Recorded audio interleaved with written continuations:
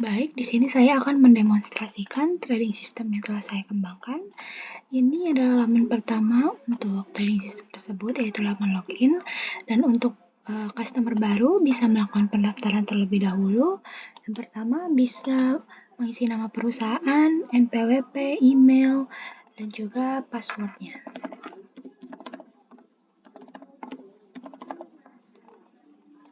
Lalu melakukan pendaftaran. Setelah terdaftar, bisa langsung login juga. Begini.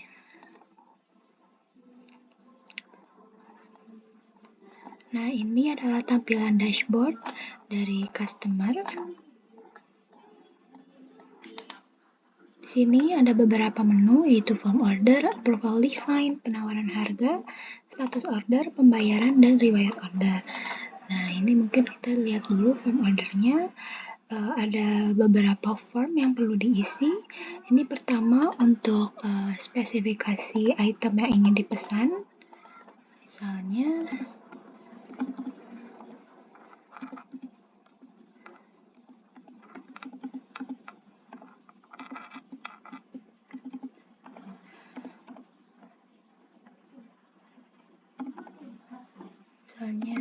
segini. Di sini juga customer bisa menambah pesanan dengan item yang berbeda. Misalnya di sini custom design, bahannya karton.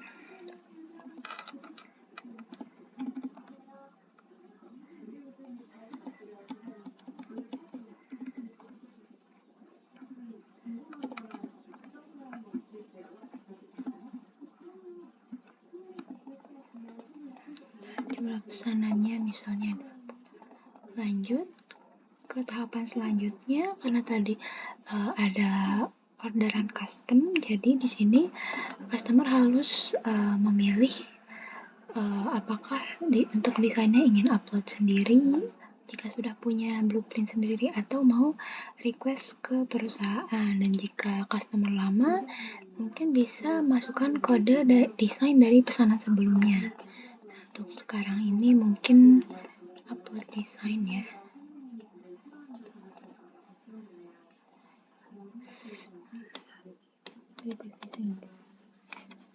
Downloads. Contohnya seperti itu. Lalu mungkin ini mengisi detail dari informasi pengiriman. Misalnya ini dibutuhkan hari tanggal 22, dan terakhir melakukan konfirmasi ulang terkait pesanan yang dibuat.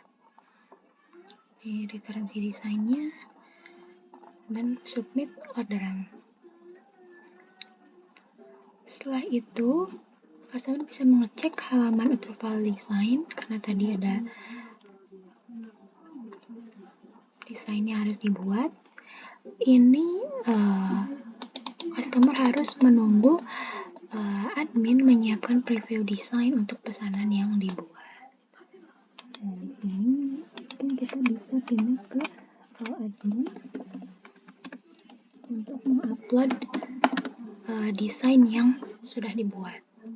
Ini adalah laman dashboard untuk admin. Di sini ada menu manajemen order, approval design, penawaran harga, dan juga manajemen user. Nah, ini approval design dari orderan yang tadi dibuat. Sini admin bisa kirim preview desainnya. Nah, bisa dilihat juga contohnya seperti ini.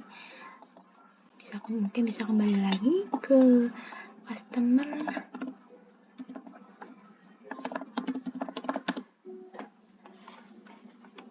Nah, ini adalah tampilan approval design setelah customer menerima desain dari admin. Nah, di sini customer bisa mengajukan revisi dengan menuliskan perubahan yang ada, lalu klik ajukan revisi, atau langsung klik tombol approve design jika memang desainnya sudah sesuai dengan yang diinginkan. Setelah itu status desain berubah jadi approve sehingga customer bisa lanjut ke tahapan penawaran harga. Nah, di sini penawaran harga juga harus menunggu inputan dari admin terlebih dahulu.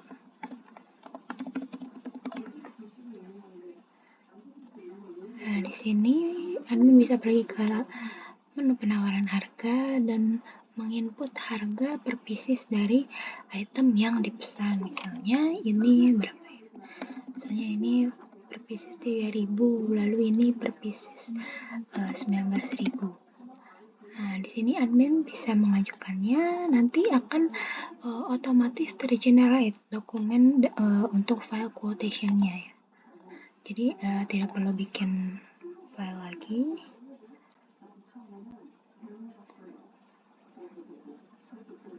Nah, bisa dilihat file quotation-nya seperti ini. Contohnya. Setelah itu mungkin bisa kembali ke customer.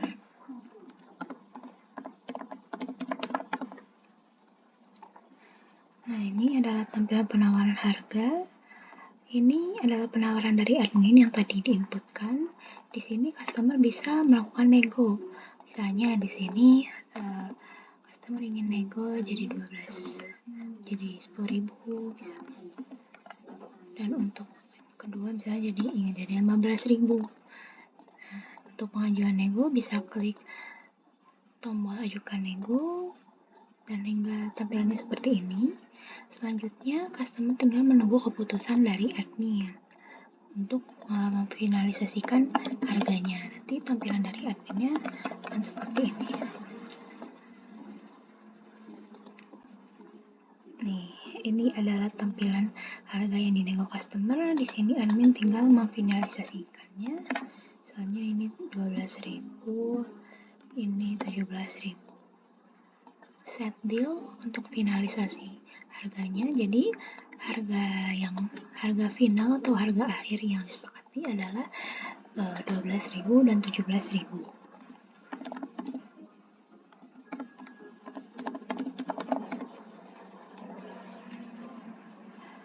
Yang berikut ini adalah tampilan dari harga yang telah disepakati. Nah, setelah itu customer harus mengupload PO, file purchase order. Setelah mendapati harga finalnya, lalu konfirmasi. Setelah itu di sini ada notif kalau PO-nya sudah berhasil diupload. Nah, untuk pelacakan status order, customer bisa pergi ke laman status order. Di sini tertulis dalam produksi ya, karena PO-nya sudah diterima oleh perusahaan. Nah, mungkin selanjutnya bisa lihat lagi untuk role manufaktur. Karena status ordernya dalam produksi, di sini manufaktur bisa melihat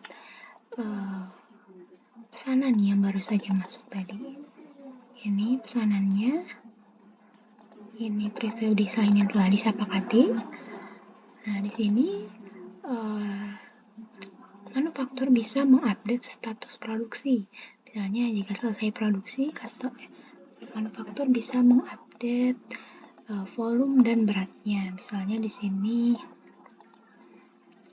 Jadi setelah itu keperluan volume dan berat ini untuk admin menghitung estimasi ongkirnya. Jadi di sini setelah menerima update kalau produk telah selesai diproduksi dan menerima update barang, admin perlu menginputkan estimasi ongkos kirim. Ini berapa?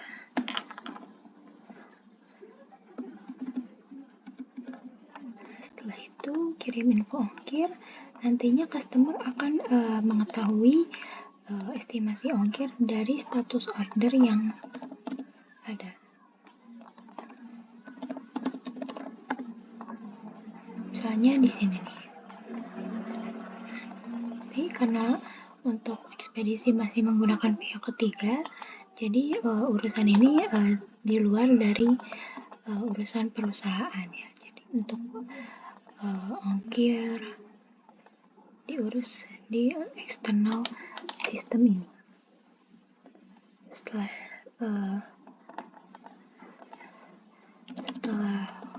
urusan ekspedisi atau pengiriman selesai, nanti kan dari pihak ekspedisi akan mulai mendatangi pabrik untuk mempick up pesanan ini. Setelah itu dari manufaktur bisa mengupdate resi yang ada. Misalnya resinya itu 55. Nah, dari sini maka statusnya berubah jadi dikirim. Setelah status dikirim, customer bisa melihat invoice. Kalau statusnya sudah dikirim, invoice otomatis terbit.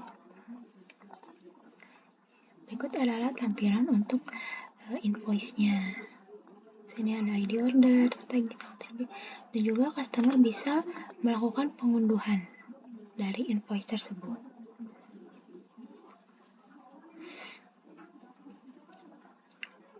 Pengunduhan dari invoice tersebut.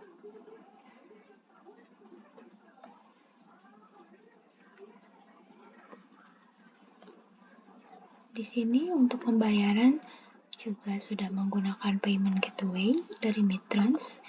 Ini adalah tampilan dari invoice yang telah diunduh. Ini adalah simulasi pembayaran menggunakan payment gateway dari Midtrans.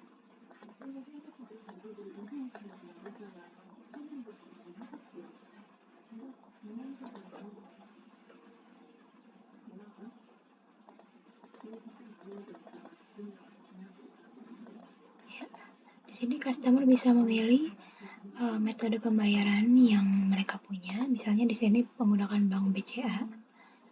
Ini sepertinya lagi ada gangguan ya untuk Midtrans-nya.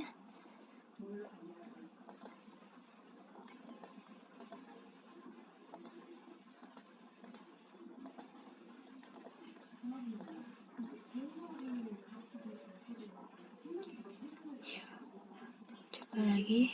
Nah, ini virtual akunnya udah muncul. Misalnya ini simulasi pembayaran menggunakan Midtrans. Nah, di sini udah sukses. Jadi ketika customer telah melakukan pembayaran, maka status pembayaran di sini juga akan berubah menjadi paid. Nah, setelah itu customer jika pesanan sudah diterima, customer bisa mengkonfirmasi pesanan diterima. Nah, maka orderan tadi itu masuk ke dalam riwayat order. Mungkin akan dilihat juga untuk tampilan beberapa fungsi dari tampilan admin. Ini di sini ada manajemen order untuk melihat data-data order yang telah dilakukan dalam sistem. Di sini ada beberapa aksi yang bisa dilakukan, yaitu melihat detail ordernya. Selain itu bisa juga mengedit ordernya untuk admin. Admin juga bisa membatalkan order jika memang ada request pembatalan dan ketika statusnya belum diterima ya. Itu bisa dibatalkan, dan admin juga bisa menghapus order. Mungkin jika ada kesalahan atau bagaimana. Nah, selanjutnya approval design ini akan menampilkan desain yang memang menunggu untuk di-approve. Penawaran harga juga. Dan lanjut ada manajemen user. Di sini ada beberapa role ya, tadi ada admin, customer, direktur, manufaktur, dan juga ada super admin. Misalnya di sini admin bisa beraksi dengan melihat detail user. Public good, ada ID, ada nama lengkap, ada alamat email, NPWP, hak akses, dan juga kapan akun tersebut dibuat. Selanjutnya mungkin akan mengecek yang belum itu fungsi dari direktur. Di sini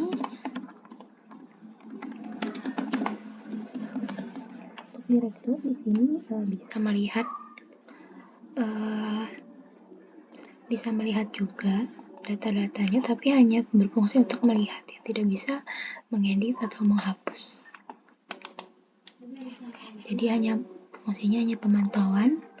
Untuk user juga demikian. Dan juga dari direktur sendiri itu ada laporan, ya, kurang lebih seperti ini gambarannya. Ini laporan transaksi dari tanggal 1 Januari sampai hari ini. Misalnya total order yang telah dibuat ada 7, yang terselesaikan 6, yang masih dalam proses 1, terus total nilai omset yang terkumpul dari rentang waktu tersebut adalah sekian, terus rata-ratanya adalah sekian, dan completion rate-nya adalah 85%. Ini beberapa statistik yang bisa dilihat untuk mengetahui tren mungkin yang terjadi. Misalnya ini juga ada volume dari order per kategori kemasan. Di sini yang paling banyak itu adalah order untuk paper crate dan juga produk custom. Lalu di sini juga ada top 5 customer dengan spend terbanyak. Pemesanannya ini adalah dari PT Maju Jaya, itu melakukan 2 order selama rentang waktu ini. Lalu juga ada distribusi status order, mana yang masih dikirim, mana yang sudah terselesaikan, dan juga ini adalah omset per bulan.